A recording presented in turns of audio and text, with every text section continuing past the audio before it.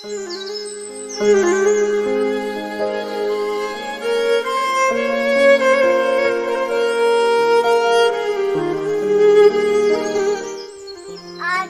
at yerimiz, nehirler damarlarımız, hava nefesimiz ve dünya vücudumuz. Biz daha güzel, daha yeşil, daha yaşanabilir bir dünya istiyoruz.